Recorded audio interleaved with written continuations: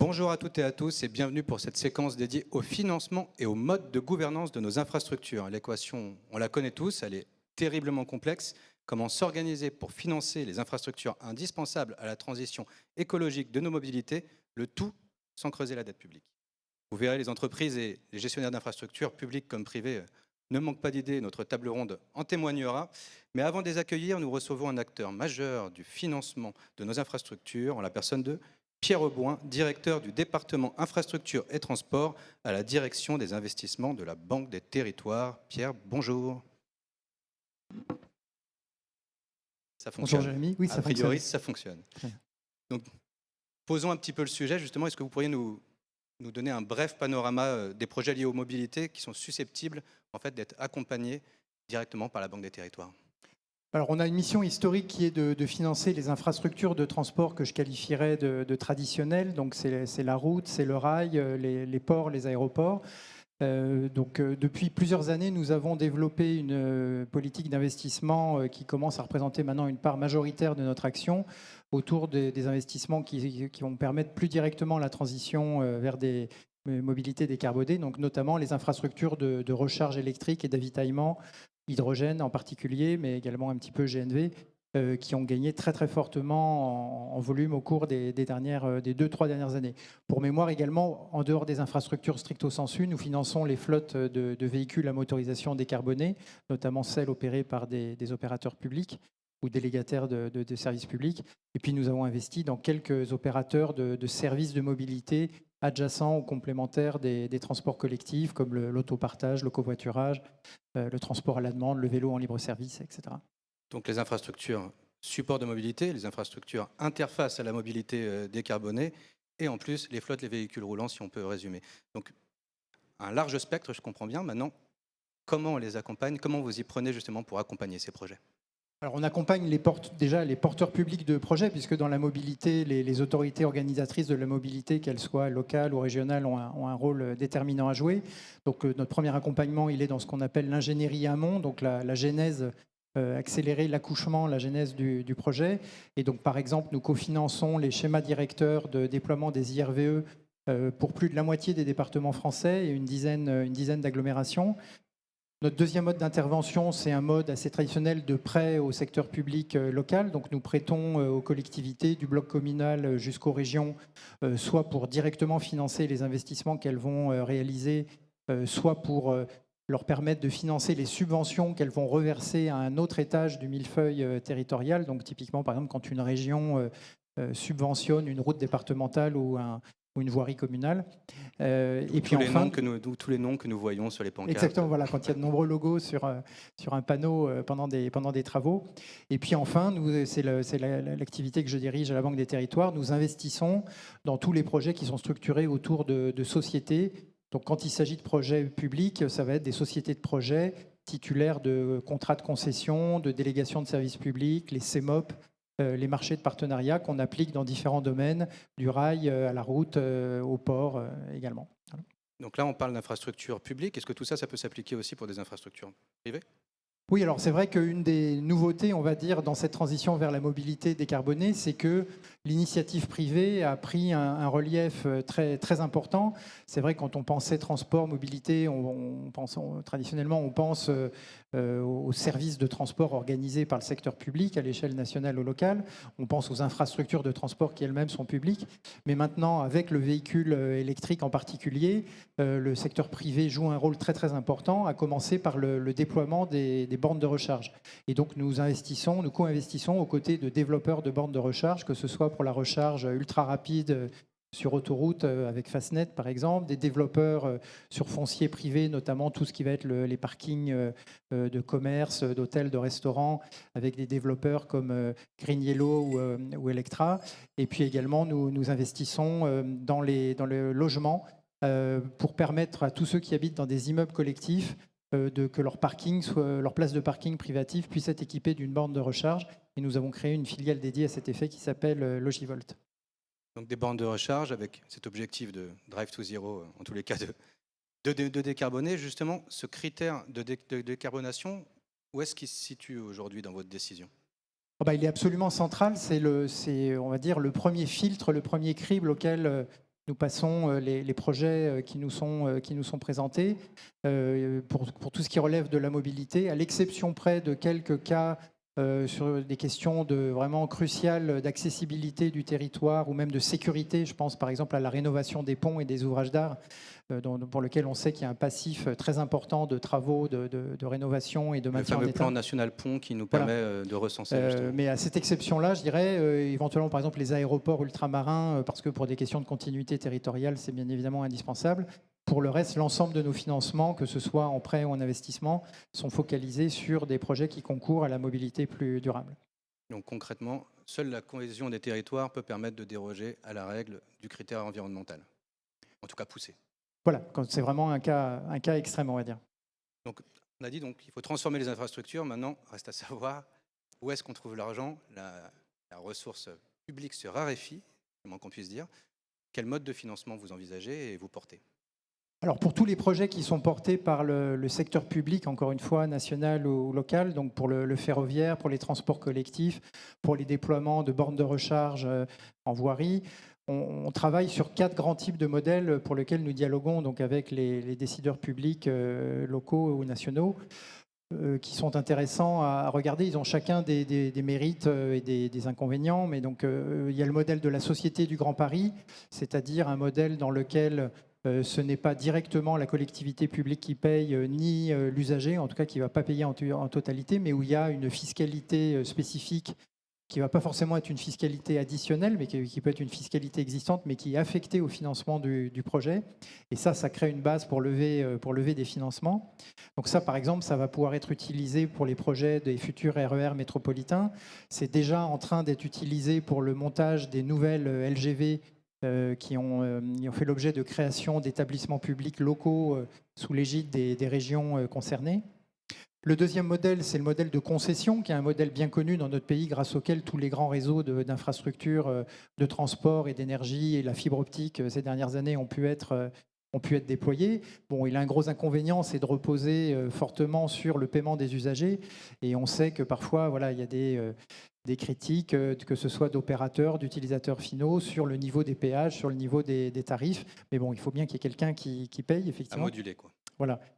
Le troisième modèle, c'est alors j'ose à peine en prononcer le nom, c'est le PPP, ou en tout cas dans le droit de la commande publique, ça s'appelle le marché de partenariat. C'est lorsqu'un ouvrage est réalisé et financé par le privé ou par en tout cas des tiers qui ne sont pas directement la collectivité et que la collectivité rembourse, entre guillemets, avec le paiement d'un loyer. Donc là, c'est un modèle qui a vocation à évoluer, j'en parlais juste avant le démarrage de cette table ronde, parce que notamment d'autres pays de l'Union européenne ont su l'utiliser d'une façon astucieuse qui permet de ne pas peser dans le déficit et l'endettement maastrichtien.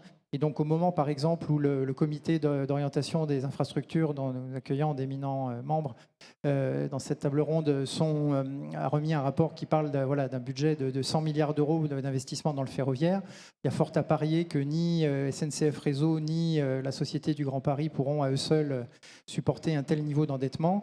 Et recourir à ce type de montage, ça permet à la fois de délivrer les projets dans les temps, dans les coûts impartis, mais également d'éviter de grever l'endettement public au sens de Maastricht, qui est celui qui est le plus surveillé naturellement dans le cadre des finances publiques. Vous avez cité nos voisins, les voisins en question. Le voisin, c'est par exemple la Belgique avec le tramway de Liège, c'est également l'Irlande qui a eu recours, mais donc voilà, c'est une pratique qui est tout à fait à la fois autorisée et de droit commun, on va dire, dans l'Union européenne, mais qui n'a pas encore été appropriée dans notre pays. Et puis enfin, il y a un dernier modèle qui est important à signaler, c'est notamment valable pour le déploiement de bornes de recharge, mais ça peut être aussi pour des hubs de mobilité durable dans lesquels on viendrait greffer d'autres services comme le covoiturage, l'autopartage. C'est le modèle qui consiste pour les collectivités à lancer des appels à projets avant d'attribuer ce qu'on appelle une convention d'occupation temporaire de l'espace public, typiquement pour équiper une place de stationnement en voirie ou sur un parking public en borne de recharge.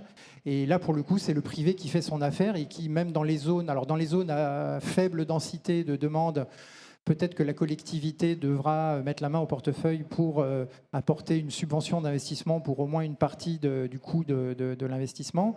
Mais à l'inverse, dans les zones à forte densité où la demande est élevée, déjà plusieurs grandes métropoles ont réussi à mettre en place ce type de montage en bénéficiant d'un versement d'une redevance récurrente, annuelle, par celui qui va occuper l'espace public. Donc là, on transforme un fardeau en, au contraire, une source de recettes pour la collectivité. Mais charge à la collectivité de lancer les appels à projets, sans quoi? Voilà, exactement. Donc tout ceci nécessite effectivement que l'initiative publique locale se mette en marche.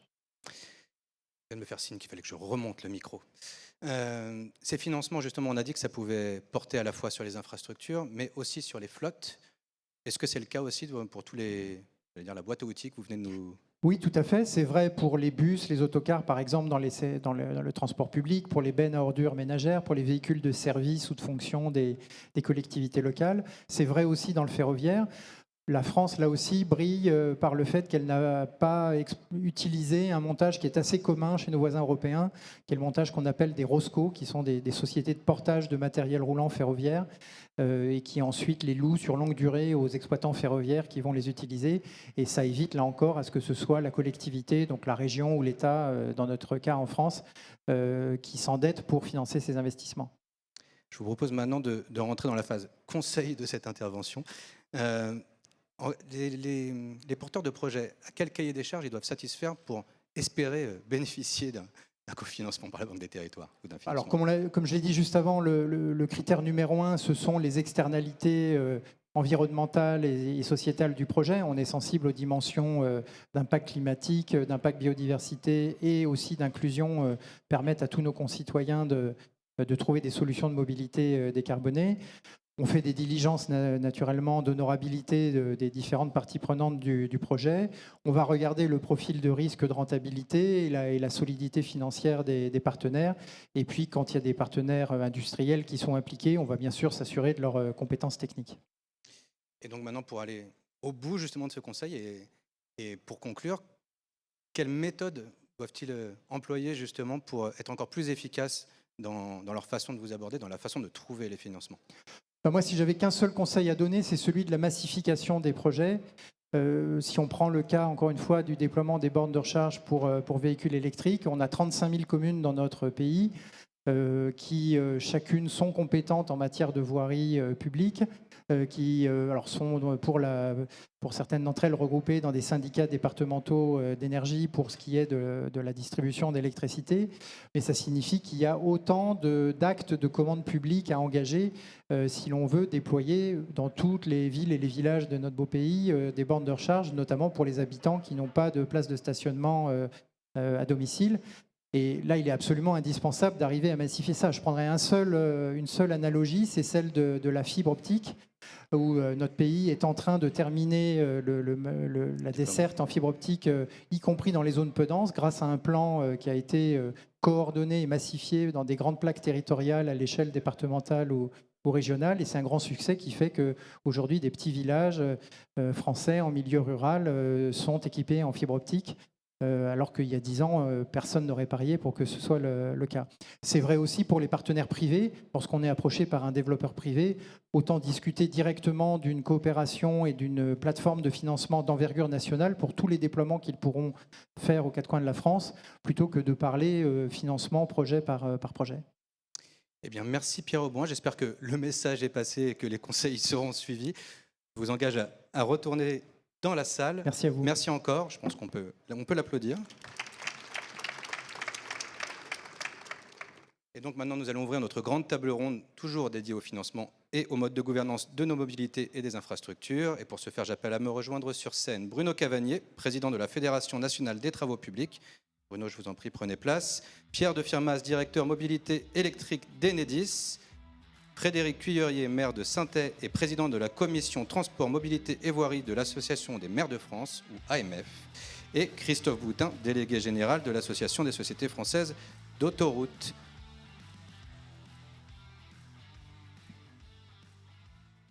Donc messieurs, bonjour déjà.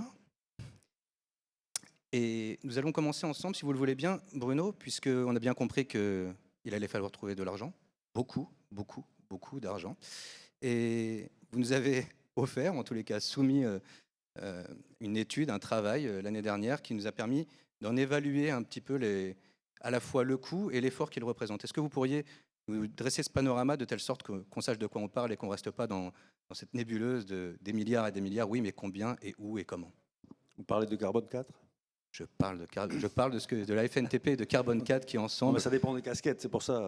Parlons de Carbone 4 alors, et du rapport 2022 qui a été présenté ici même de mémoire. Exactement, effectivement, on a fait pendant plus de 2 ans un travail avec Carbone 4, puisque la fédération voulait se placer dans le cadre des accords de la France à l'horizon 2030 et 2050. Et c'est vrai que tout seul, on était un peu désemparés. Et on a demandé à Carbone 4 un coup de main en disant, finalement, l'acte de construire des travaux publics, des infrastructures, quelle est l'empreinte carbone et comment peut-on diminuer notre empreinte carbone. Et, ils ont fait ce travail et on a appris pas mal de choses. D'abord que l'empreinte carbone de l'acte de construire, c'est 3,5% de l'empreinte carbone de tout le pays. Et actuellement, je vous le fais simple, on est en train de travailler, faire des formations avec nos entreprises pour diminuer notre empreinte carbone. Et puis de l'autre côté, on est allé plus loin, on a regardé les infrastructures et l'usage des infrastructures. Et évidemment, on est beaucoup quand même sur la mobilité. Et là, c'est 50% de l'empreinte carbone du pays. C'est-à-dire que si vous ne vous intéressez pas aux infras, vous ne décarbonez pas la moitié de l'empreinte carbone du pays. Et donc Carbone 4 est allé plus loin. Ils ont dit, bon, ben, finalement, à l'horizon 2030, 2050, en faisant des scénarios, qu'est-ce qu'il faut mettre en place en termes de financement? Ils ont fait 2 scénarios. Un scénario qu'ils ont appelé sobriété. Un scénario soft. C'est un scénario finalement de décroissance, considérant qu'on aura besoin demain de moins de mobilité, il y aura moins de démographie. C'est un scénario un peu des moins, mais après tout, peut-être, je ne sais pas. Et malgré tout, l'adaptation à des infrastructures, c'est à peu près 15 milliards d'euros supplémentaires par an.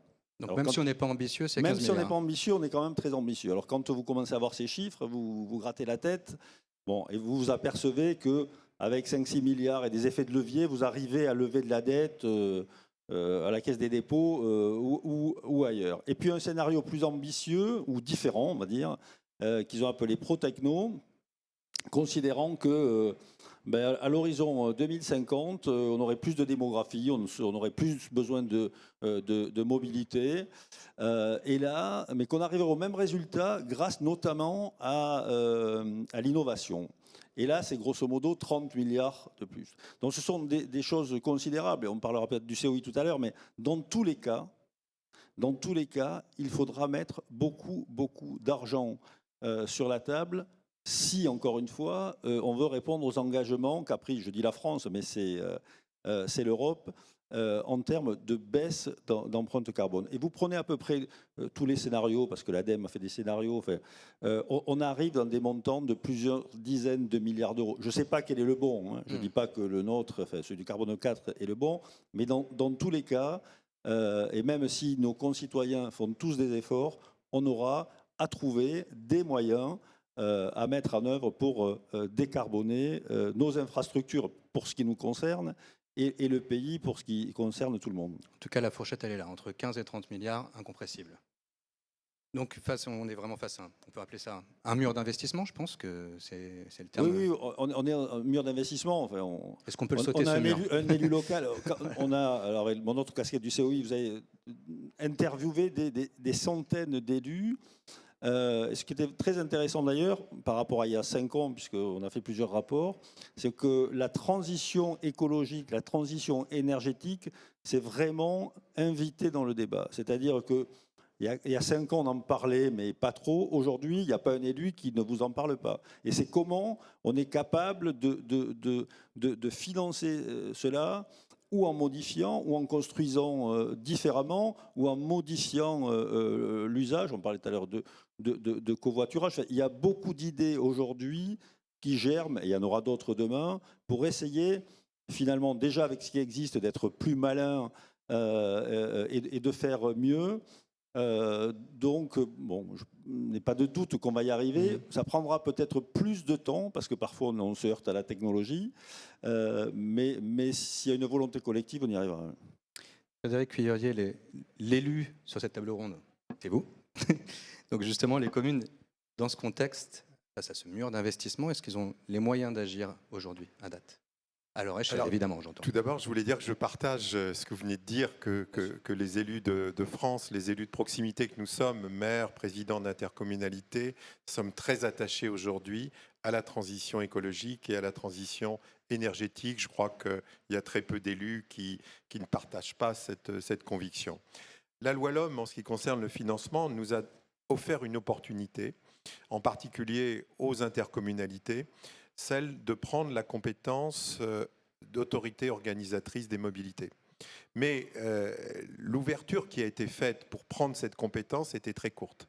Il fallait décider, après les élections municipales qui étaient retardées, après les élections des communautés de communes et puis également des élections régionales, il fallait prendre la compétence pour le 31 mars 2021. D'où le succès qui a été un peu qualifié de mitigé à l'époque par les observateurs. Il est tout à fait mitigé parce que les communautés de communes du nord de la France ont pris globalement la compétence, celles du sud, non.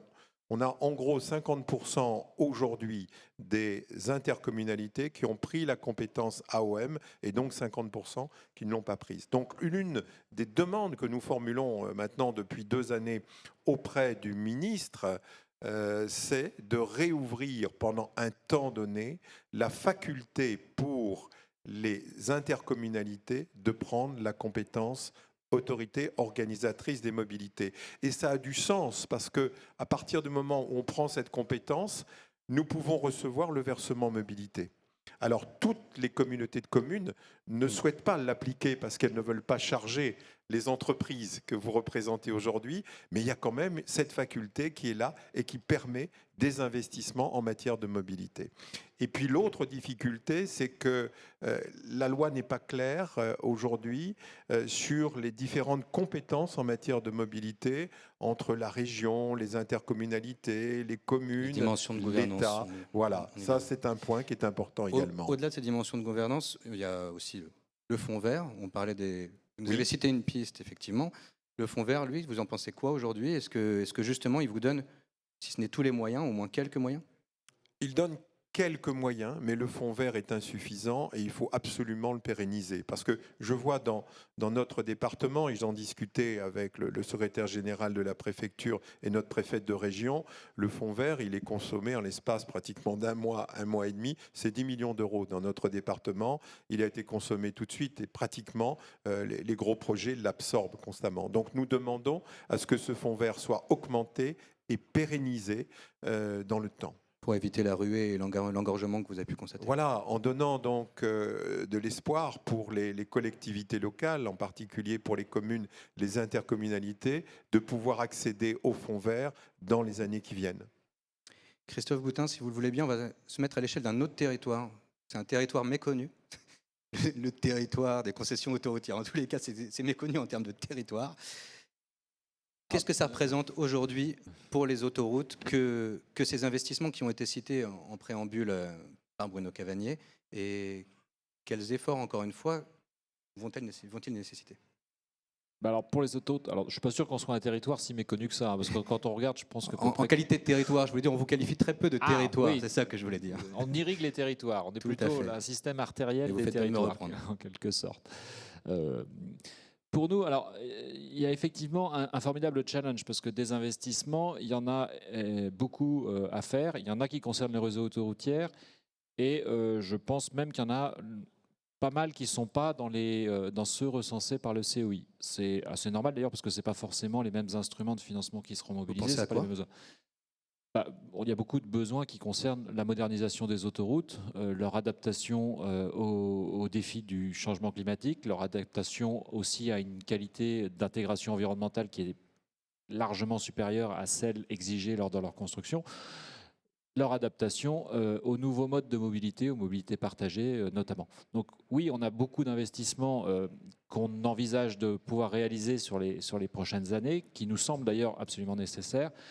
On les a évalués, si vous voulez, environ à 60 milliards. Alors, il y a des bonnes et des mauvaises nouvelles. La mauvaise nouvelle, Sur combien d'années?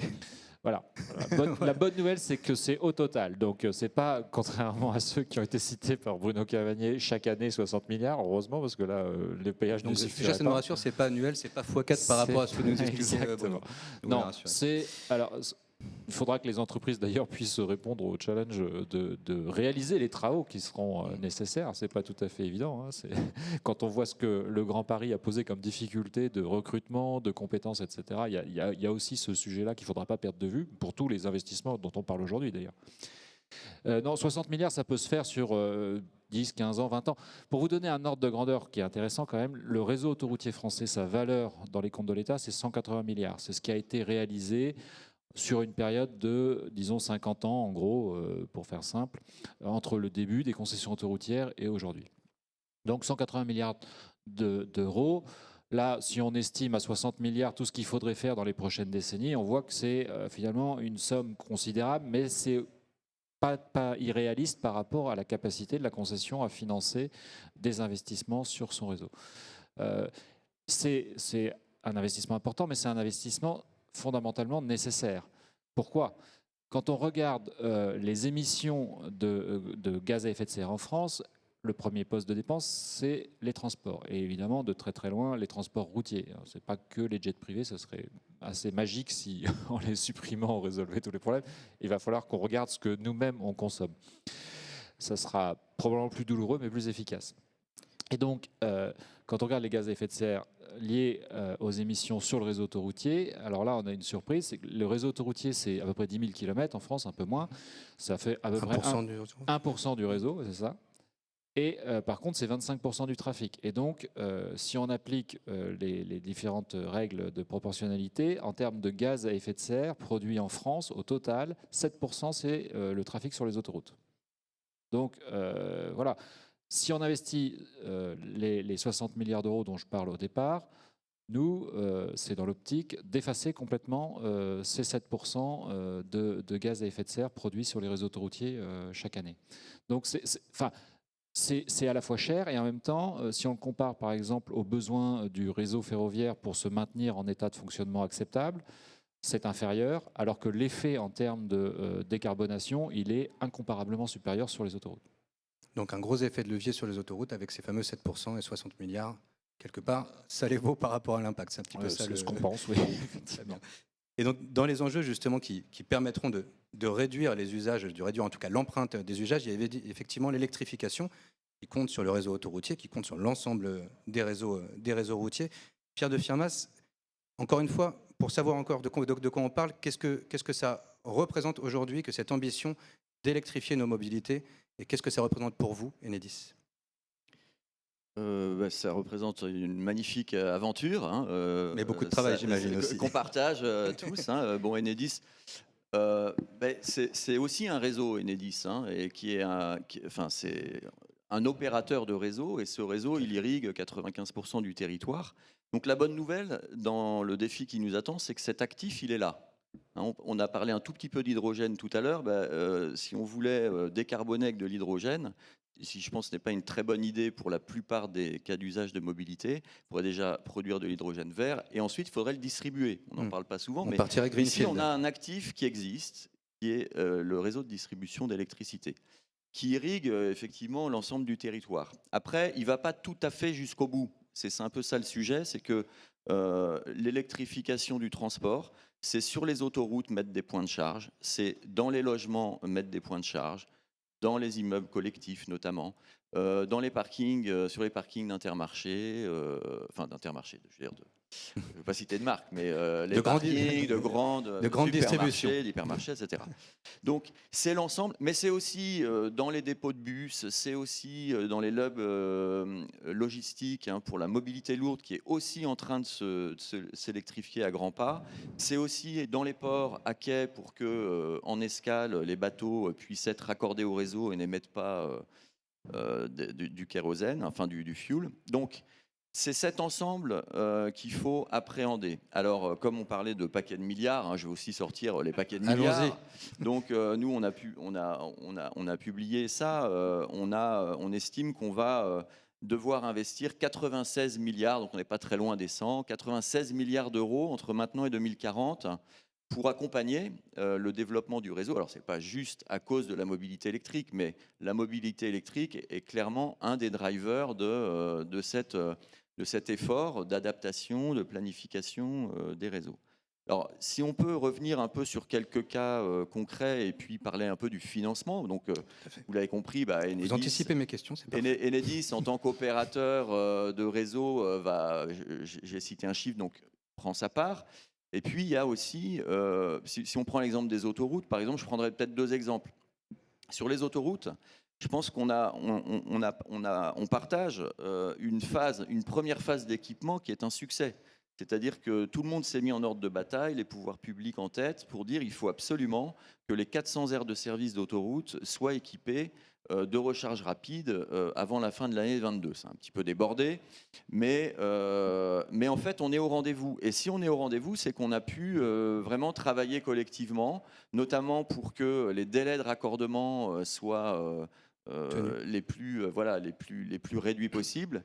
Le maître mot étant l'anticipation. Donc plus on est en amont dans la boucle des projets des uns et des autres, et mieux on va les accompagner tout le long de leur projet. Ça s'est bien passé pour les autoroutes, mais sur les autoroutes, quand on se projette à 2035, parce que nous, on estime qu'il y aura 40% du parc automobile qui sera électrifié en 2035. Certainement qu'on se trompe, ça sera peut-être 45%, ça sera peut-être 35%, enfin on verra, mais ça fait 17 millions de voitures électriques légères. Donc ça fait des millions de points de charge, de solutions de recharge qu'il va falloir développer entre maintenant. Pour l'instant, il y a 1 million de véhicules électriques. Et donc, nous, on fait des projections pour voir comment le réseau va devoir se développer pour accueillir toute cette consommation.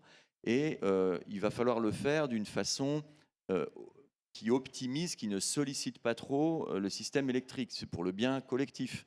Donc, je voulais juste le mentionner, c'est le pilotage de la recharge qui n'est pas quelque chose de compliqué, contrairement à ce qu'on peut penser. Mais c'est un atout de la mobilité électrique, c'est qu'on peut décider assez largement, sauf sur l'autoroute. Là, on arrive, il faut qu'on se charge et qu'on reparte. Mais autrement, très largement, on peut décider quand on va faire le plein de son véhicule électrique. Donc, nous, selon nos estimations, quand on va développer tous ces nouveaux points de charge, etc., et que ces millions de véhicules vont arriver, si on fait les choses assez bien, et c'est pas compliqué de bien les faire, en gros, si on se charge pendant les heures creuses, à peu près tous autant qu'on est, ça évitera d'augmenter la pointe d'appel de puissance sur le réseau, et donc ça ne sollicitera pas les infrastructures de façon déraisonnable. Donc des échanges vertueux, une bonne organisation, une bonne coordination, reste à trouver les financements. Alors, je voulais justement prendre un autre exemple où je vais parler de financement, parce qu'effectivement, on a besoin pour ce défi-là, on a besoin de faire appel à toutes les sources de financement. Il y a des secteurs où on voit bien que les investisseurs privés commencent à trouver des business models qui tiennent la route économiquement, c'est le cas de le dire. Donc, par exemple, nous, on voit, on n'est pas les seuls, des acteurs, il y en a certains qui sont ici, qui ont un modèle de hub de recharge rapide et qui ont levé, dans les derniers mois, des centaines de millions d'euros. Ça veut dire qu'il y a des investisseurs qui croient dans ces modèles et qui croient que planter des bornes de recharge aux bons endroits, des bornes de recharge rapides, ça trouve une certaine rentabilité. Donc ils pourraient être acteurs justement de ce financement. Ils le sont déjà, oui. Ils le sont déjà, et puis ils ont des taux de croissance, enfin c'est des startups. Il y a eu comment s'appelle le tech, le French... Le top 10 de la French Tech. Dans le French Tech 40, là, qui est sorti en février, oui. Il y a 11 nouveaux entrants, c'est donc les plus grandes startups françaises, les plus importantes, etc. Ou les licornes, il y en a 4 qui sont de la mobilité électrique. Je ne vais pas les nommer, mais donc c'est pour dire il y a de l'argent privé aussi qui commence à arriver. Mais ça ne va pas tout faire. Il faut continuer à supporter, à aider le développement de la mobilité électrique. Il y a des mécanismes qui existent d'aide. Vous avez peut-être entendu parler de la prime Advenir, mais en général, tout le monde est éligible à la prime Advenir pour aider à financer sa borne de recharge chez soi, etc. Donc ça, c'est des choses importantes aussi. Et je voulais aussi évoquer le cas particulier des immeubles d'habitation collective. Parce que quand on regarde les enjeux du déploiement massif de la mobilité électrique, c'est le segment qui est un peu le plus compliqué à équiper. Parce qu'en assemblée générale de copropriétaires, c'est un peu difficile de décider d'un investissement qui, au départ, n'intéresse qu'une minorité de résidents. Et vous confirmez. Bon, donc comment on tout le monde a pu avoir cette la question. expérience. C'est pareil que pour le ravalement de la façade, etc. Ouais. Donc, la loi prévoit maintenant un mécanisme, et c'est vraiment une très bonne chose, qui peut permettre de préfinancer l'équipement collectif qui sera nécessaire. Ça veut dire que la copropriété n'a rien à avancer et elle peut choisir soit de confier à un opérateur privé d'ailleurs cette installation, hein, il y en a qui proposent ce service-là, soit, et c'est ça qui est nouveau, demander aux gestionnaires de réseaux de distribution publique, à Enedis en l'occurrence, sur la plupart du territoire, de prolonger le réseau public de distribution dans le parking. Tout ça sans rien avoir à avancer. Et ensuite, donc c'est pour ça que c'est du préfinancement, ça. Donc c'est donc du financement, en fait. C'est ça qui va aider l'équipement dans ce segment particulier. Ensuite, chacun des résidents qui le souhaitera, en demandant son raccordement à cette infrastructure, il payera sa quote-part et ainsi le système se verra rembourser progressivement de l'avance qui a été consentie finalement par le système. Voilà, je voulais le mentionner parce que on attend la publication des arrêtés là, dans les semaines qui viennent qui vont permettre de rendre opératoire cette solution-là. Mais ça va certainement aussi débloquer l'équipement en infrastructure de recharge. Très succinctement aussi, il y a aussi un modèle qu'on n'a pas évoqué, celui de la réfaction, celui qui touche, j'allais dire, de manière mutualisée oui, l'ensemble des citoyens. La réfaction, c'est quelque chose et qui peut servir pour équiper les bornes, notamment les bornes. Donc, qu'est-ce que c'est que la réfaction en 2 mots? C'est le fait, et c'est pareil, hein, en France, ça s'applique à tous les raccordements. La prise en compte, si vous faites une demande de raccordement à Enedis, vous n'allez pas payer 100% des coûts. Vous allez payer 60% des coûts, parce qu'il y a 40% des coûts qui sont pris en charge par le système, au motif que ce que vous allez demander pour vous, ça va aider un petit peu le reste aussi, parce qu'on va un petit peu renforcer le réseau, et donc ça, c'est appliqué partout. Ce qu'on fait, c'est pas nous, c'est les pouvoirs publics, le régulateur qui a décidé pour donner des incitations, notamment au développement de la mobilité électrique. C'est dans certains cas, on parlait des schémas directeurs, les schémas directeurs IRVE, là, qu'on accompagne aussi, nous, Enedis, on accompagne les collectivités locales qui les déploient. Eh bien, dans le cadre d'un schéma directeur, la réfaction est majorée à 75%. Ça veut dire qu'à la charge du demandeur, il n'y a plus que 25% du coût de raccordement. C'est le cas aussi sur les aires d'autoroute. Justement, c'est vrai que c'est une vraie faire réagir aide. Christophe Boutin sur l'efficacité justement de ce modèle de la réfaction pour pouvoir déployer les bornes qui, semble-t-il, vous accordez à dire, est un succès, en tout cas sur le déploiement. Oui, alors sur cette première phase, ça a effectivement été un outil décisif parce que ça a permis aussi de lisser et d'égaliser les coûts de raccordement de nos aires au réseau de transport d'électricité et au réseau de distribution dans un premier temps. Et ça, c'est important parce que nos aires, elles sont rarement en ville et donc pas forcément, en tout cas, les infrastructures électriques qui les desservaient n'étaient pas prévues pour des appels de puissance de cette nature. Donc, s'il faut remonter, c'est des coûts qui sont potentiellement assez élevés, qui sont en plus difficiles à prévoir par un investisseur qui viendrait intéressé par le trafic potentiel sur une aire. Et donc, cette difficulté d'anticipation, elle peut beaucoup refroidir les investisseurs au départ. Et ce qu'a offert la réfaction, c'est un lissage, une prévisibilité, et donc c'est beaucoup plus facile après de déployer un business plan d'investissement pour un opérateur privé. Et je voulais quand même ajouter un point juste sur ce sujet, parce qu'il y a la réfaction majorée, mais le coût de raccordement sur cette première phase d'équipement, c'est 10% avant prise en compte de la réfaction du coût d'ensemble. Vous avez un autre défi, en fait, c'est l'aménagement. Et en fait, on a vu des coûts de l'ordre d'1 million d'euros dans cette première phase pour une aire de service et seulement 100 000 euros. Donc, en fait, 25 000 seulement à la charge de l'aménageur pour la partie raccordement. Et je voulais aussi dire pour l'anticipation, parce que vous avez tout à fait raison, on a fait une étude qu'on a publiée il y a 2 ans où aire par aire d'autoroute, on a fait nos estimations et on sait dire combien il y aura besoin de mégawatts, quel type de travaux il faudra faire.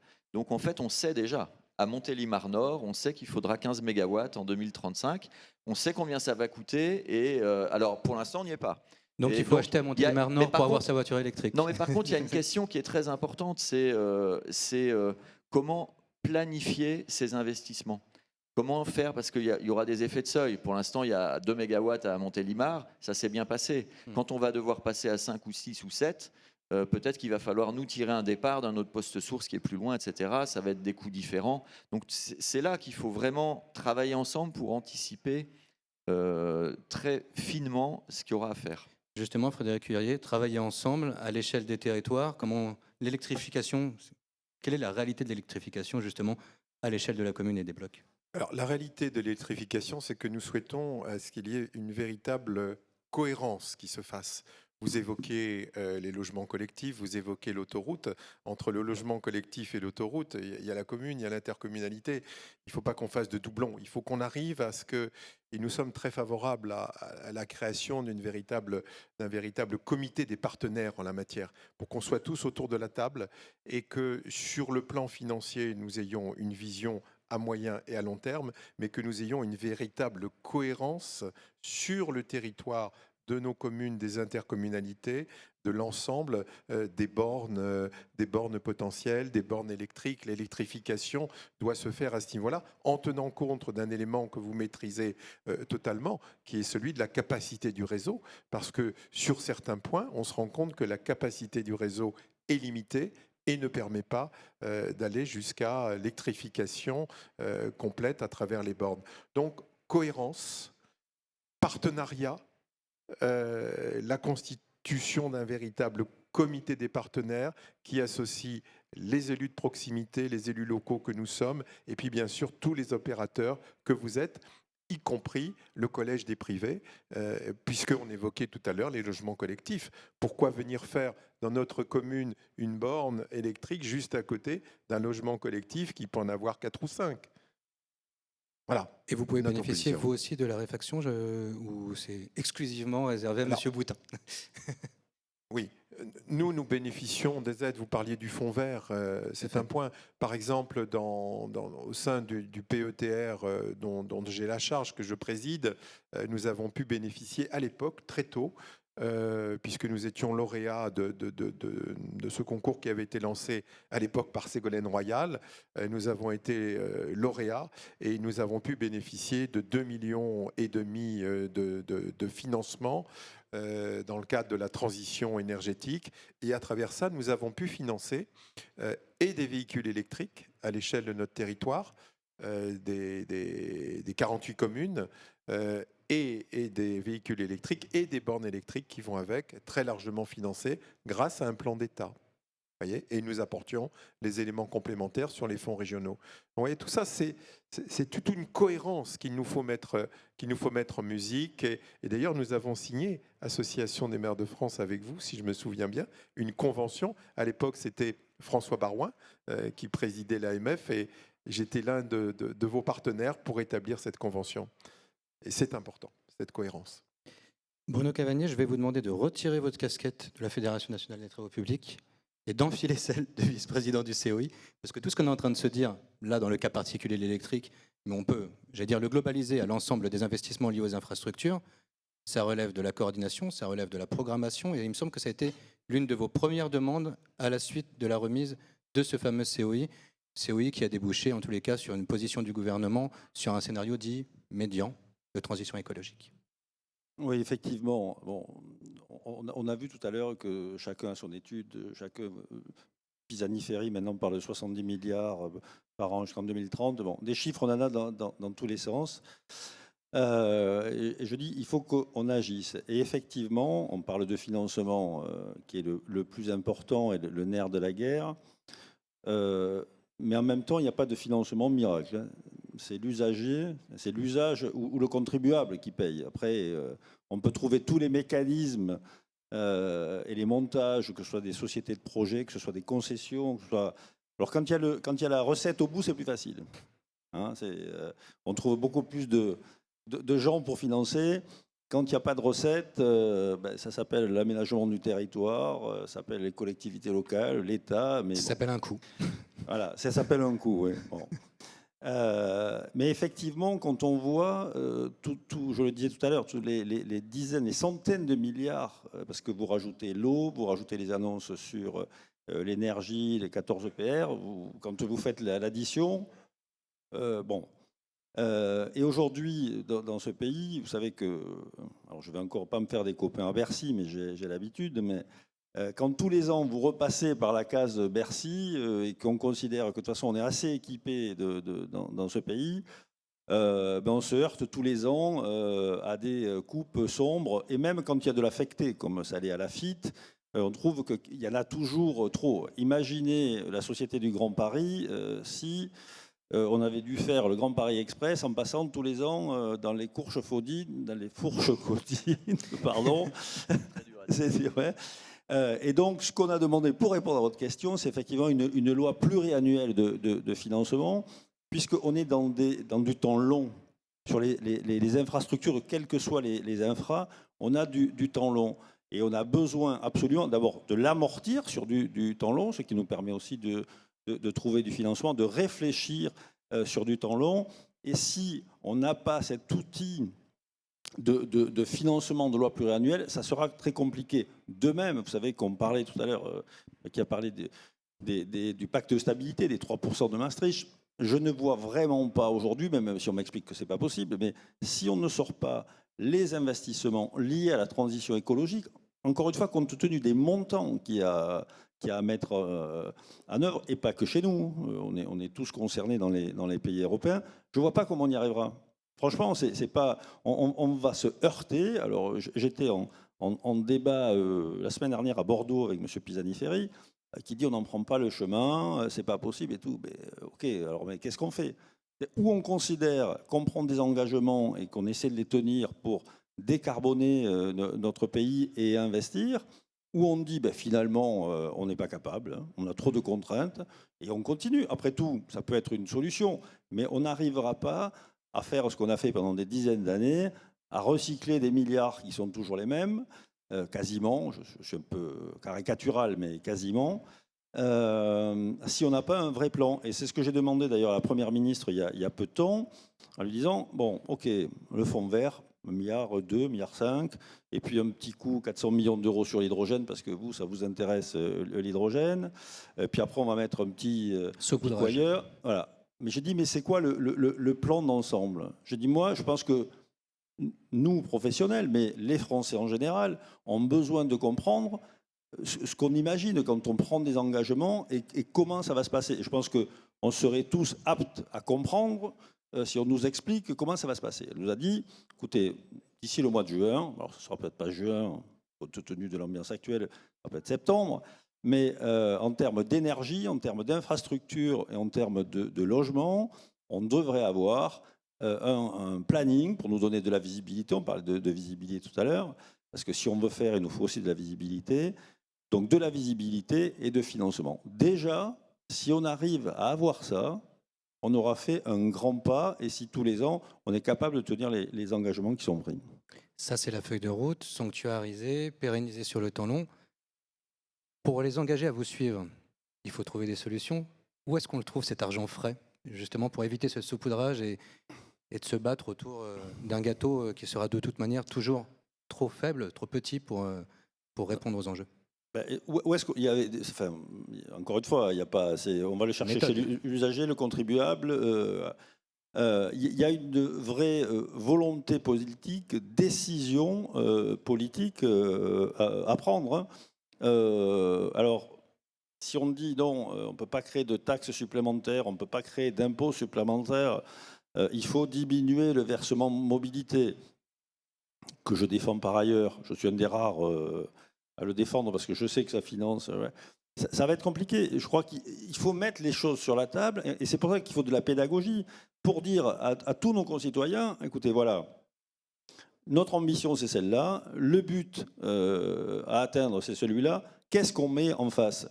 Il va falloir qu'on réfléchisse. Au COI, on a proposé par exemple de réfléchir vraiment sur la partie financement, mais on va réfléchir sur des mécanismes qui payent. Est-ce que c'est le colis Amazon qui doit payer? Est-ce que c'est le client Enedis? Est-ce que on a regardé par exemple sur l'eau où il faut à peu près 3 milliards d'euros par an. Si vous augmentez de quelques centimes, il y a un effet de levier qui est extraordinaire. Donc il y a des moments où ça sera acceptable par nos concitoyens et d'autres moments où on va dire ça va être très compliqué, il faudra peut-être prendre plus de temps. Mais il faut se poser et il faut qu'on soit d'accord déjà entre nous de ce qu'on veut faire. Si on n'est pas d'accord sur l'objectif et sur le délai, ça va être très compliqué. Peut-être qu'à un moment, on va dire on n'est pas capable. Mais encore une fois, il n'y aura pas d'argent magique. L'argent magique, il y en a beaucoup qui pensent qu'il est dans les sociétés d'autoroutes en se disant quand on va récupérer l'argent des sociétés d'autoroutes, ça va tomber comme un gravelotte, ça va être formidable. Bon, je pense que ce n'est pas tout à fait aussi simple que ça et qu'on aura besoin de faire de la pédagogie et je n'ai pas d'intérêt dans les sociétés d'autoroutes. Il y a peut-être quelque chose, il y a peut-être un levier à avoir là-dessus, il y a peut-être une réflexion globale à avoir, mais encore une fois, c'est ensemble qu'on y arrivera, me semble-t-il. Donc parmi les outils, ça a été cité à la fin, non pas pour l'argent magique, mais en tout cas l'outil de la concession a déjà prouvé son efficacité pour financer les sommes que vous avez évoquées. Néanmoins, certaines concessions, on le sait, vont arriver à échéance. Comment, déjà, est-ce que ce modèle, il vous semble toujours viable? Je présume que la réponse sera oui. Et comment il doit évoluer justement pour accompagner cette transition et le faire dans une acceptabilité générale, à la recherche d'équilibre en fait que nous citait Bruno Cavagné, entre les différents mécanismes bien connus, mais où mettre le curseur? C'est toujours ça la question. Alors c'est une question compliquée, vaste. Oui, il est efficace. Oui, il a beaucoup financé. Est-ce qu'il financera toujours autant demain? Alors là, la question est plus ouverte hein, parce qu'il y a de sérieux défis. D'ailleurs, le COI l'a identifié. Il y a notamment un texte européen qui s'appelle la directive Eurovignette et qui dit que le péage ne peut pas dépasser ce qui correspond en gros aux amortissements, aux coûts d'exploitation de l'infrastructure et de la seule infrastructure soumise à péage. Ça veut dire, et ce texte, il devra s'appliquer de façon très stricte dès que les contrats seront terminés et qu'une nouvelle génération de contrats pourrait être mise en place, quelle qu'en soit leur nature d'ailleurs, que ce soit une concession, un PPP, un péage directement perçu par l'État. Il faudra que ça respecte ce texte. Ça veut dire concrètement que nos projections disent que le péage il pourrait être réduit par 3, par exemple. Donc, du coup, la manne, elle n'est plus du tout la même que ce qu'elle est aujourd'hui. Et la capacité de financement, elle est fortement réduite. Ça peut être un peu plus, notamment si on utilise le péage pour financer les investissements dont je vous ai parlé tout à l'heure. Parce que ces investissements-là, ils ont plutôt une nature qui seront payés par l'usager, mais alors ils peuvent être payés par plusieurs. L'usager, là, il aura plusieurs casquettes. Ce sera un usager qui consomme de l'énergie ou un usager qui consomme de l'infrastructure, si j'ose dire. Donc, c'est un peu au même endroit, mais c'est pas tout à fait la même chose d'ailleurs, parce qu'on. C'est pas le même usage. Non, et puis même, on consommera vraisemblablement de l'énergie sur l'autoroute qui n'aura pas forcément été achetée sur l'autoroute, ou inversement, on achètera sur l'autoroute de l'énergie qu'on pourra aller consommer ailleurs. Donc, c'est pas tout à fait effectivement les mêmes usages. C'est toujours l'usager qui paye, mais pas de la même façon. Donc, selon le curseur qu'on utilise, ça joue ou pas sur le montant du péage qu'on peut percevoir vis-à-vis de la fameuse directive Eurovignette. On peut aussi se mettre autour de la table avec nos partenaires européens et dire attendez, il y a quand même une certaine capacité à lever cette ressource. Il y a un consentement à payer, un bon an, mal an.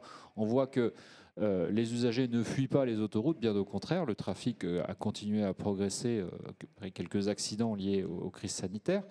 Donc, ce consentement à payer, il existe. Si vous demandez aux usagers s'ils sont contents quand il y a des hausses de péage, vous avez une réponse assez prévisible. Mais globalement, s'ils sont contents d'avoir une autoroute et s'ils sont prêts à payer le péage pour ça, la réponse, elle est oui, et clairement. Donc, ça serait probablement dommage de voir tout ça s'échapper. Ça nécessite un très fort travail au niveau européen pour se mettre d'accord avec nos voisins. Certains d'entre eux, ils n'ont pas la même vision que nous. Ça peut être des usagers qui viennent de pays dits périphériques, qui donc sont sur les pourtours de l'Europe et qui voient les péages comme des barrières d'octroi qu'on essaie de leur imposer. Non, c'est pas ça. Ça sert à financer les infrastructures. Ça sert à financer les infrastructures que vous utilisez et celles qui permettent à d'autres usagers d'éviter d'être en même temps que vous sur cette infrastructure et d'éviter de créer de la congestion ou d'éviter toute autre source de nuisance externe. Donc il y a cette idée de se coordonner avec les partenaires européens. Il y a aussi l'idée de se coordonner déjà nous, à notre niveau, entre collectivités. Vous, l'un des conseils qui avait été donné par Pierre Auboin, c'était de massifier les projets, de telle sorte à pouvoir davantage capter les financements. Vous avez cité une logique de partenariat, de mettre tout le monde autour de la table. Justement, pour finir sur ce sujet de la gouvernance, un mot chacun, justement, comment vous voyez les choses pour se coordonner au sens propre et non pas que ça soit un vœu pieux? Attendez, avant de finir sur la notion de la gouvernance, il y a un point important qu'on n'a pas évoqué, c'est qu'aujourd'hui on évoque les autoroutes, etc., mais on n'évoque pas la nécessité d'un grand plan ferroviaire qui, pour nous, élus de proximité, est fondamental. On a aujourd'hui, sur la plupart des territoires, des infrastructures ferroviaires qui sont anciennes, qui sont inadaptées. On est encore, j'allais dire, c'est une expression que je reprends d'Elisabeth Borne dans son ministère lorsqu'elle était ministre des Transports, des infrastructures du 19e. Est-ce qu'un jour on va passer aux infrastructures du 21e siècle et là créer un véritable dispositif, un maillage du territoire avec des infrastructures ferroviaires de qualité dignes du 21e siècle? Ça suppose un grand plan, mais je pense que la décarbonation passe par ce grand plan. Elle passe également par un autre plan qui est fondamental, c'est celui des liaisons douces. Nous sommes très en retard en ce qui concerne aujourd'hui, par exemple, la bicyclette. Nous sommes à 3-4%, alors que les Allemands sont à 12% d'utilisation de la bicyclette. Or, la bicyclette, avec notamment le vélo assistance électrique, permet aujourd'hui d'aller à son travail à bicyclette. Donc, dans ce domaine, nous avons besoin d'infrastructures qui soient très qualitatives, qui, avec un véritable maillage du territoire, nous sommes favorables, nous, à ce qu'il y ait un plan des mobilités à l'échelle de chaque intercommunalité qui puisse se faire, ou à l'échelle d'un PETR également, avec un travail sur le ferroviaire et un travail sur les mobilités douces. Et lorsqu'on progressera dans ce domaine, nous serons véritablement en très net progrès sur la décarbonation. Et ça, c'est un point qui nous tient à cœur, sur lequel, au sein de la commission Mobilité des maires de France, nous insistons, nous travaillons sur ce point avec le ministre. Lors de notre forum du Congrès des maires de France, nous avons particulièrement insisté et nous voyons que le premier entretien que j'ai eu avec Madame Borne au ministère, c'était en janvier ou février 2018, où déjà elle évoquait un grand plan. Nous sommes en 2023, aujourd'hui elle est première ministre, ça fait 5 ans. Ce grand plan, on est toujours en train d'en discuter avec des infrastructures ferroviaires qui sont quand même plus dignes du XXIe siècle. De même, en matière de mobilité, il ne faut pas aller sur des petits plans à 400 millions. Il faut vraiment venir accompagner les collectivités locales sur le terrain pour créer ces infrastructures de liaison. Et comment, et pour répondre à votre question finale, parce que je souhaite y répondre... Votre réponse était meilleure que ma question, donc tout va bien. Ah, c'est gentil, merci. Voilà. Et tout ça doit se faire dans un véritable comité des partenaires. C'est-à-dire qu'il faut associer la région, il faut associer les départements. On oublie aujourd'hui les départements. Ils représentent 40% des infrastructures routières. Les communes, c'est 50%. Et ensuite, l'État, et vous parliez de 1% pour les autoroutes, c'est le reste. Les départements ont un rôle important à jouer. Bien sûr, il faut associer les infrastructures autoroutières. Il faut associer également les taxis, les transports collectifs, un véritable comité des partenaires qui puisse prendre en main ces éléments et qui puisse mailler le territoire de façon intelligente. Moi, je crois au dialogue, je crois à la concertation, mais je crois aussi qu'il doit y avoir une véritable volonté politique d'aller vers les mobilités décarbonées. Et cette volonté politique nécessite que derrière, il y ait un effort financier collectif qui soit fait. Articulation des modes, priorité au ferroviaire, c'est aussi comme ça qu'on pourrait résumer les choses, avec la volonté d'un grand plan. Je pense que ça vous dit quelque chose, Bruno Cavagné, puisque j'ai l'impression de l'avoir lu quelque part, ça. Oui, quand on a travaillé sur le rapport du COI, quand on parle de 100 milliards, effectivement, c'est parce que quand vous faites le bilan de l'état du ferroviaire en France, malgré l'argent qui a été mis ces dernières années, ça ne suffit pas. C'est pour ça qu'on a accentué les besoins de financement. Après, il va falloir être capable de le faire aussi. Trouver le financement, et que quand on parle de gouvernance, de management, il va falloir que la SNCF travaille également sur sa gouvernance et que nous aussi, entreprises, on travaille derrière. Donc il y a un peu de travail collectif.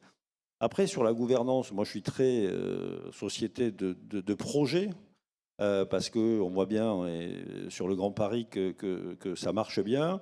On peut imaginer que s'il faut faire pas mal de PR, il vaudra mieux travailler en société de projet. Enfin, en tous les cas, moi c'est le conseil que je donne.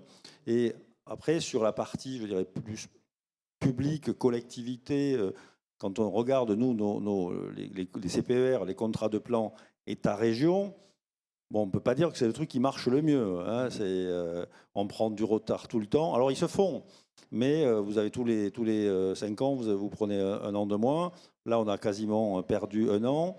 Il y a probablement aussi des compétences, vous en parliez tout à l'heure, à redéfinir entre les uns et les autres. Je ne suis peut-être pas le meilleur spécialiste, mais à l'usage, on voit bien qu'il y a certaines choses qui ne marchent pas très bien. Un travail avec la NCT notamment. Oui, exactement. Mais encore une fois, sur des sociétés de projet, pour aller vite, garder de la compétence, pour ne pas réinventer l'eau chaude à chaque fois, je pense que ça peut être une bonne solution.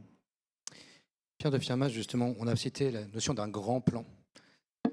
C'est super d'électrifier un peu partout, mais comment on électrifie de manière cohérente? Est-ce que justement on n'a pas besoin aujourd'hui d'un plan presque unique qui harmonise les enjeux de tous les réseaux? Est-ce qu'on peut prendre brique par brique la France comme ça au moment de l'électrifier? C'est schématique, j'en suis bien conscient.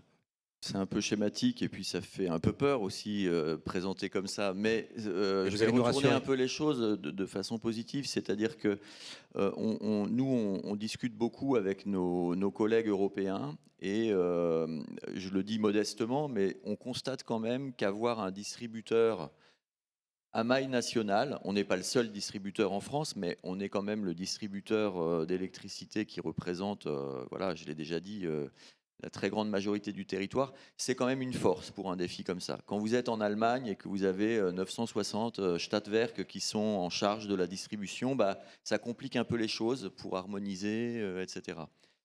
Donc ça, je pense que c'est un atout. Moi, je crois beaucoup à ce, je ne sais pas si c'est un comité, mais en tout cas, on a vraiment besoin d'aligner l'ensemble de l'écosystème. Si on prend l'exemple des schémas directeurs IRVE, c'est quand même pas si mal. C'est-à-dire qu'il y a plein de progrès à faire, mais en fait, on constate qu'aujourd'hui, il y en a une centaine qui ont été démarrés. Une bonne dizaine ont été validés en préfecture, en général à la maille départementale, parce que c'est l'entité du syndicat d'électrification qui tire le sujet. Et nous, on les accompagne et on essaye de faire ce travail que vous disiez, c'est-à-dire de prendre en compte l'ensemble. Parce que pour avoir un maillage harmonieux, il ne faut pas suréquiper, on ne va pas planter des bornes. L'argent, en particulier l'argent public, est suffisamment précieux pour le dépenser avec parcimonie. Et donc, ce qu'il faut faire, et c'est quand même ce qu'on essaye de faire, c'est prendre en compte l'ensemble de l'initiative privée. Je parlais des hypermarchés, il y a énormément de plans et d'acteurs qui nous obligent d'ailleurs, nous, maintenant, à nous organiser aussi pour accompagner ces plans de déploiement très ambitieux par des opérateurs ou des acteurs privés. Et puis, finalement, ce qu'il faudrait, c'est prendre en compte ça, prendre en compte ce qui va se faire à domicile, parce que, je l'ai déjà dit, mais c'est un avantage majeur du véhicule électrique, on peut faire le plein à la maison, donc, et pour pas cher. Donc, c'est ça qu'il faut pousser. Et ensuite, il faut, voilà, j'allais dire, apporter le complément avec la voie publique, les territoires, etc. Je voulais revenir un tout petit peu sur le ferroviaire, parce que là aussi, avec une note positive, je suis d'accord, hein, il faudrait quelque chose de très ambitieux, etc. Mais moi, j'ai quand même connaissance d'un plan que je trouve intéressant de la SNCF. Ils ont fait l'examen sur leur ligne TER encore diesel. En fait, c'est trop coûteux de les électrifier, hein, c'est-à-dire de les transformer en... Des caténaires. Voilà. Par contre, ils ont un plan sur 44 d'entre elles pour les électrifier quand même, si on veut dire ça, comme ça, avec des trains à batterie qui se rechargeront un peu en biberonnage sur les gares du trajet. Bon, ça va décarboner. Alors ça va pas faire tout le trajet, mais ça va pas faire tout le tout ce qu'il y a à faire, mais c'est pour dire, c'est un pas. Et puis je voulais aussi terminer pour dire, la gouvernance, c'est sûrement un enjeu majeur et on est quand même un pays jacobin, donc on a quelques dispositions pour comment dire, voilà, Centraliser. emmener des grands. Moi, je crois aussi beaucoup au mode projet, quoi. Emmener des grands projets industriels, parce que c'est ça le défi qu'on a, de façon efficace à l'échelle de la nation, mais en emmenant bien toutes les mailles territoriales concernées. Mais je rajouterai un truc. C'est l'innovation et je ne voudrais pas que ça ait l'air d'être tarte à la crème. Nous, on a présenté un dossier, mais on n'a pas été primé alors qu'on méritait. Et c'était justement, là je vous remets 2 secondes votre casquette FNTP, décarboner les chantiers. C'est un enjeu énorme ça, parce que dans les villes, c'est très polluant les chantiers. C'est polluant parce que c'est... mais dès qu'on fait des fouilles, dès qu'on utilise des pelleteuses, etc. Et c'est un vrai casse-tête parce que comment on utilise des engins électriques, comment on les recharge? S'il faut les ramener en camion diesel L'avitaillement, ouais, le problème de Donc l'avitaillement. on a créé un truc qui permet de raccorder, qui est une sorte de raccordement mobile qu'on a pour l'instant à l'état de prototype sur les chantiers, qui permet de raccorder tous les engins électriques du coup directement sur le réseau. Nomade sans réseau Voilà. à disposition. Non, il faut qu'il y ait le réseau, mais il y est partout, comme je disais tout à l'heure. Oui. Donc ça permet de se raccorder sur le réseau, là où il est, de façon temporaire, pour aller raccorder. Bon, c'est un petit exemple, mais il faut absolument qu'on mobilise aussi l'esprit d'innovation, parce que effectivement décarboner les chantiers, la construction, ça va pas se faire comme ça, hein. Donc il faut que cette gouvernance, quand on l'aura, et cette gouvernance efficace, sans doute un peu centralisée, mais je me méfie quand même de pas trop, mais il ne faudra pas qu'elle tue non plus cet esprit qui est là, hein. Moi, je sens il y a beaucoup d'esprit d'initiative en France. Frédéric Huilleré, juste une réaction avant de conclure avec une Christophe réaction. Boutin. C'est très important ce que vous avez dit sur l'innovation. Nous imaginons, moi je fais partie du conseil d'orientation de la communauté d'intérêt des véhicules autonomes que développe la Massif notamment. C'est très important cette idée d'innovation. L'idée que l'on a pour remplacer ces petites lignes au gasoil, c'est carrément d'enlever le rail, de mettre à la place des véhicules autonomes et de garder l'espace aujourd'hui pris par le rail pour y ajouter à côté une liaison douce. Voilà un système du 21e siècle. Voilà. Et tout ça, ça fait du travail pour les travaux publics, au passage. Mais voilà, ça, c'est quelque chose qui, pour nous, est fondamental. On part du gasoil et on finit avec un véhicule autonome et on donne la possibilité, sur la même emprise, de passer en vélo ou en vélo électrique et de rejoindre. Voilà comment on peut moderniser notre territoire. Christophe Boutin, Frédéric a la gentillesse à chaque fois de me faire toutes mes transitions, ça tombe très bien. Justement, réagencer ce réagencement aussi bien sur votre réseau des différents modes que la communication entre les différents réseaux. Quand on sort de l'autoroute, on rentre sur un autre réseau. Il faut que tout ça se coordonne et c'est un peu la même question que j'ai posée à Pierre de Firmas, mais appliquée cette fois-ci au réseau routier et autoroutier. Comment on communique? Et ça sera ma dernière question sur la gouvernance. C'est très important, effectivement, parce que tout ça, c'est des réseaux, mais c'est aussi un même réseau. Il a des capillarités différentes. On pourrait dire des hiérarchies, mais en fait, c'est des usages différents, parce qu'il n'y en a pas un qui est meilleur que l'autre. Simplement, ils ne sont pas aux mêmes échelles. Et l'exemple que vous venez de citer est très intéressant, parce que transformer ainsi une voie ferrée, c'est presque en faire une route avec une voie réservée pour un certain usage. Et c'est un peu ce qu'on est en train de développer sur les autoroutes en parallèle.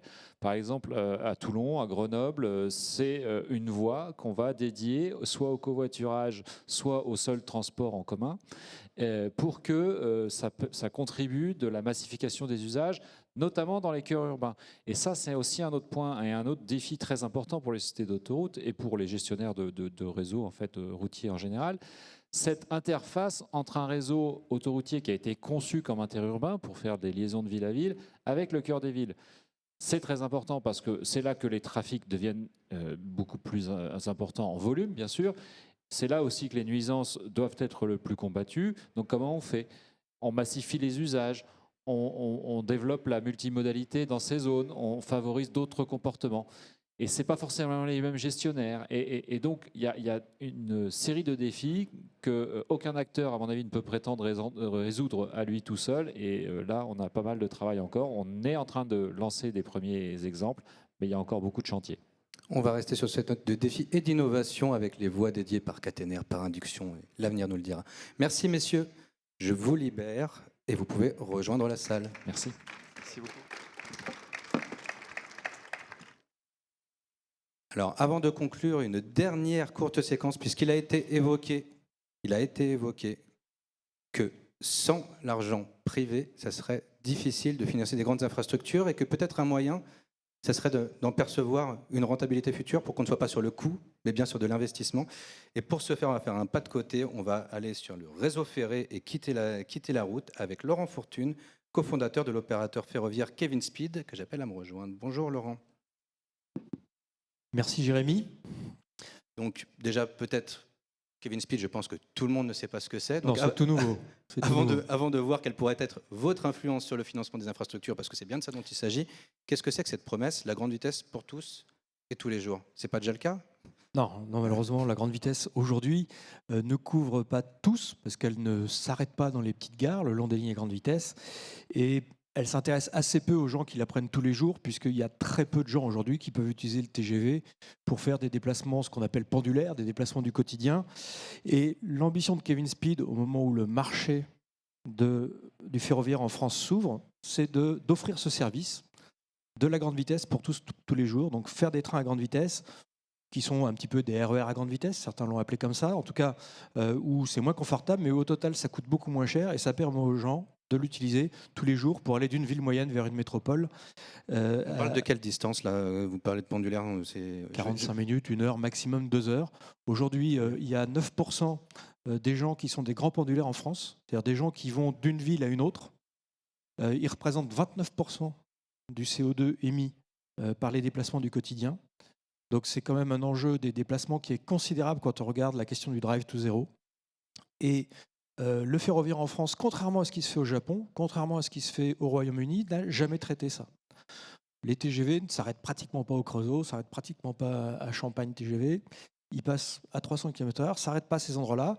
Ils ne permettent donc pas aux gens qui pourraient l'utiliser pour le pendulaire de le prendre, alors que c'est rentable. Il y a des opérateurs privés au Japon qui le font et c'est très rentable. C'est rentable au Royaume-Uni, ça s'appelle le Javelin, c'est aussi rentable.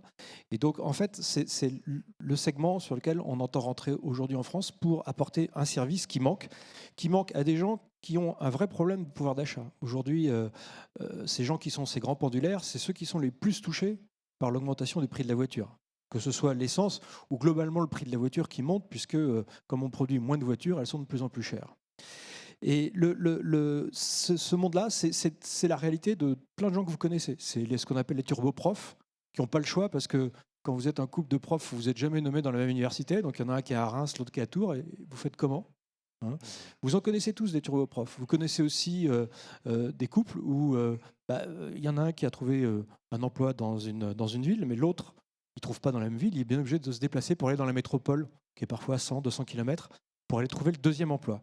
Et dans un monde aujourd'hui où il y a de plus en plus de femmes qui travaillent, je prends le cas des femmes médecins, si vous voulez trouver des femmes médecins pour la ruralité française, il va falloir que leurs conjoints puissent prendre un train à grande vitesse pour aller travailler dans une métropole. Votre théorie marche aussi avec les hommes.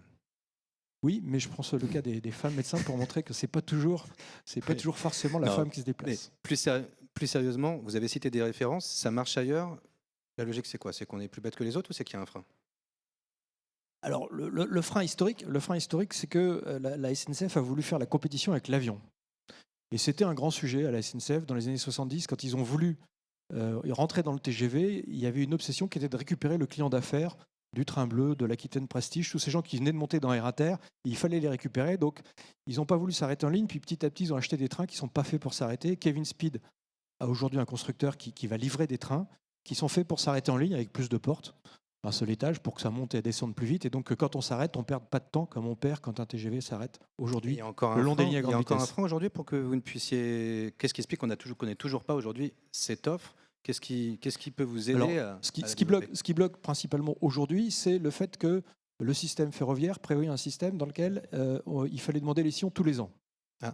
Donc, vous voulez financer un train. Visibilité à 1 an, je crois qu'on en a parlé. Oui, un train, quand on a une visibilité d'1 an et qu'il faut financer un train, ça vaut quand même plusieurs dizaines de millions. Quand vous voulez une flotte de trains, vous êtes dans des centaines de millions d'euros. Et donc, si vous vous dites tous les ans, bah, c'est très bien, tu as acheté un train pour faire Paris-Lille, mais finalement, l'an prochain, tu ne pourras pas être sur Paris-Lille, on va t'envoyer faire rouler ton train à un autre endroit très légitime, moi j'en sais rien, entre Cahors et Limoges, bah, vous ne pouvez pas faire le même business plan. Hein. Vous ne pouvez pas trouver la même rentabilité. Et donc, on a besoin d'une visibilité en dizaines d'années. C'est exactement ce qu'on a demandé aujourd'hui à SNCF Réseau. C'est prévu par le droit européen, le droit français. C'est possible. C'est en train de se passer. Hein. Les autorités de régulation des transports sont en train de consulter l'ensemble des opérateurs pour voir comment ça va se faire. Et avec ça, on pourra effectivement s'installer dans le temps, donner de la visibilité et investir. C'est un peu comme les opérateurs de bornes recharge qui ont besoin de visibilité pour s'installer dans une copropriété ou s'installer sur une station d'autoroute. Même s'ils sont sous-concessionnaires, il faut quand même qu'ils s'assurent de pouvoir rester longtemps pour pouvoir investir. Et donc, pour investir, il faut du temps. Et c'est ces accords cadres qui sont prévus par le droit européen et le droit français que nous sommes en train de demander. Donc, si on arrive à lever ces freins, le bénéfice pour les usagers, vous nous l'avez présenté, il est entendu. Comment ça m'aide, comment ça nous aide à financer nos infrastructures? Est-ce que ça peut intégrer un nouvel opérateur? Est-ce que ça peut véritablement aider à apporter cet argent frais dont on a besoin? Oui, parce que en fait, et comment? Mon métier, moi je suis dans le ferroviaire depuis 20 ans, l'équipe avec qui je travaille, c'est une équipe qui sait faire du ferroviaire moins cher. Et si on fabrique du ferroviaire moins cher, on aura beaucoup plus de clients sur les trains.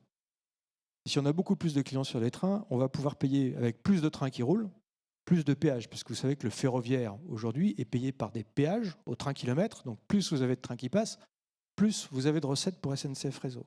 Et donc ça permet de payer la maintenance de la voie de la ligne à grande vitesse. Et vu les niveaux de péage qui sont pratiqués aujourd'hui sur les lignes à grande vitesse, ça permet même de payer la maintenance de l'ensemble du reste du réseau, hein, puisque très clairement, quand vous achetez un billet Paris-Lyon, vous contribuez à l'entretien du reste du réseau. Est-ce qu'on peut aussi imaginer un effet de cliquet? J'ai pas un meilleur mot qui me vient là. Un effet de cliquet pour un financeur, une collectivité qui aurait du mal à envisager l'investissement que peut représenter une infrastructure ferroviaire en se disant, si j'ai la certitude d'avoir un opérateur, derrière, je peux prendre le risque trafic, j'ai la possibilité de transformer un coût en investissement. Est-ce que ça peut avoir une dimension incitative? Oui, c'est très important. Les nouveaux entrants et surtout le fait qu'on leur donne de la visibilité, c'est très important pour tout le monde, y compris les collectivités. Un des grands dossiers du COI, c'est ce qu'on appelle le Grand Projet du Sud-Ouest. Le GPSO. Le GPSO. Dans le Grand Projet du Sud-Ouest, il y a un mécanisme de financement qui fait que ce sont les collectivités qui prennent le risque trafic. C'est l'article 4 de la Convention de financement qui dit que s'il y a plus de trafic, elles auront moins à payer, moins à s'endetter, moins à prélever de taxes sur les contribuables pour pouvoir effectivement financer le projet. Or, très clairement, sur le Grand Projet du Sud-Ouest, si vous regardez le nombre de trains que vous pouvez passer dans la journée, qui va être plusieurs centaines, et que vous regardez le nombre de trains qui va venir de Paris, qui est à peu près le seul projet connu aujourd'hui de la SNCF, qui est de faire des Paris-Bordeaux-Toulouse, vous avez plein de places pour mettre plein d'autres trains. Vous pouvez faire plein de trains du quotidien, des pendulaires, des gens qui veulent aller d'Agen à Toulouse, d'Agen à Bordeaux, ou même de Montauban, et qui ont besoin que ça aille vite et que ça soit pas cher.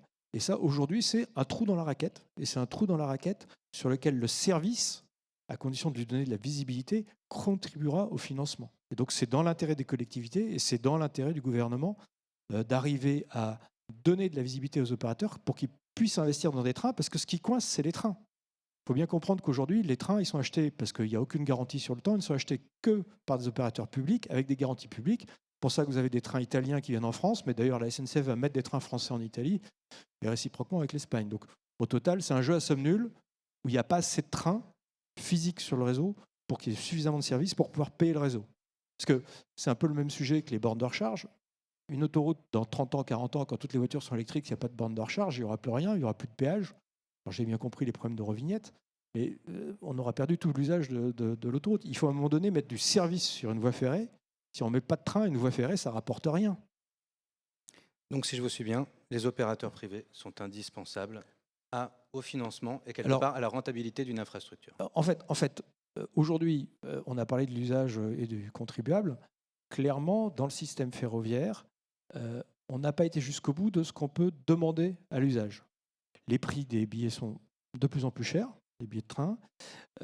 On n'a pas été jusqu'au bout de ce que le privé peut faire pour faire baisser les prix des billets de train, augmenter le nombre d'usagers et faire en sorte que, en augmentant fortement le nombre d'usagers, comme c'est arrivé en Espagne, comme c'est arrivé en Italie, on augmente les péages et que finalement, on finance l'infrastructure. Et le point de blocage, c'est juste acheter des trains et laisser les privés acheter des trains. Et pour ça, il faut leur dire, si tu achètes un train, on te garantit que ton train, il aura un rail dessous pendant la durée de vie du train. Eh bien, ce sera le mot de la fin. Merci encore, Laurent Fortune. Merci à tous nos intervenants. Merci, C'est Jérémy. ainsi que se clôt notre séquence.